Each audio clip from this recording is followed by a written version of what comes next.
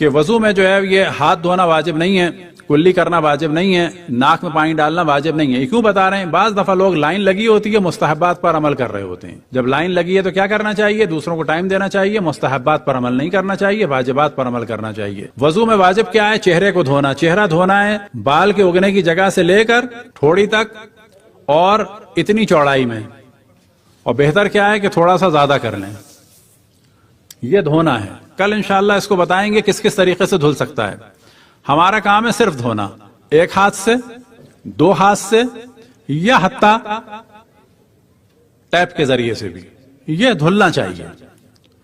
اس کے بعد اس ہاتھ کو دھونا ہے کوہنیوں سے لے کے یہاں تک، کسی بھی طریقے سے دھلنا چاہیے۔ ٹیپ میں ایسے کر کے، ادھر سے پانی ڈال کے، 1 2 3 4 5 6 10، جتنا دل چاہے پانی ڈالیں۔ آپ جب اس کو ایک مانیں گے تو وہ ایک ہوگا۔ بس پانی ڈالنا الگ موضوع ہے، دھونا الگ موضوع ہے، یاد رکھیں۔ جب کوئی بعض دفعہ لوگ پڑھتے ہیں اور کہتے ہیں ایک دفعہ دھونا چاہیے، اور مسئلہ انہیں نہیں پتا ہوتا، پھر کسی کو دیکھتے ہیں کہ اس نے 2 دفعہ پانی ڈالا تو کہتے ہیں توضیح المسائل میں لکھا ہے کہ 1 دفعہ دھونا واجب ہے۔ نہیں، دھونا ایک موضوع ہے، پانی ڈالنا الگ موضوع ہے۔ بس 1 دفعہ ڈالا، 2 دفعہ ڈالا، 3 دفعہ ڈالا، اور اس کو ہم نے ایک مان لیا۔ دوسری دفعہ دھونا مستحب ہے، تیسری دفعہ دھونا جائز نہیں ہے۔ اسی طریقے دوسرا ہاتھ، پھر اس کے بعد سر کا مسح۔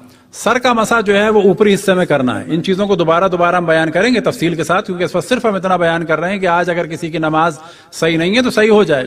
سر کا مسح ایسے بھی ہو سکتا ہے، ایسے بھی ہو سکتا ہے، ایسے بھی ہو سکتا ہے، بہتر یہ ہے کہ ایسے کر لیں۔ اب اس کے بعد پاؤں کا مسح۔ پاؤں کا مسح جو ہے کسی بھی انگلی سے شروع کرنا ہے، یہاں جوڑ تک، بلندی تک ہے، احتیاط یہ ہے کہ پورے جوڑ تک۔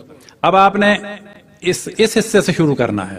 ایسے کر لیا یہ بھی صحیح ہے، ایسے کر لیا یہ بھی صحیح ہے، ایسے کر لیا یہ بھی صحیح ہے، بہتر یہ ہے کہ ہاتھ رکھا اور یہاں تک۔ اب یہاں پر موضوع آتا ہے کہ پاؤں ہلے نہ ہلے، یہ والے موضوعات بھی ہیں کہ اس میں ہم بتاتے چلیں کہ بعض دفعہ اس میں لوگ کنفیوز ہوتے ہیں۔ پاؤں ہلنے سے اور سر ہلنے سے مراد یہ ہوتی ہے کہ ہاتھ پر پاؤں چلنا چاہیے، لہٰذا میں ایسے اگر پاؤں ہل رہا ہے تو کوئی مذائقہ نہیں ہے، ایسے پاؤں ہل رہا ہے، ہم نے ایسے کر لیا۔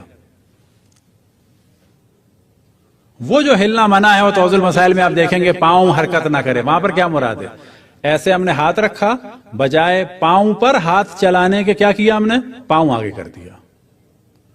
پاؤں پر ہاتھ چلانا ہے، نہ کہ پاؤں حرکت کرے، ہاتھ حرکت کرے، اس سے یہ مراد ہے۔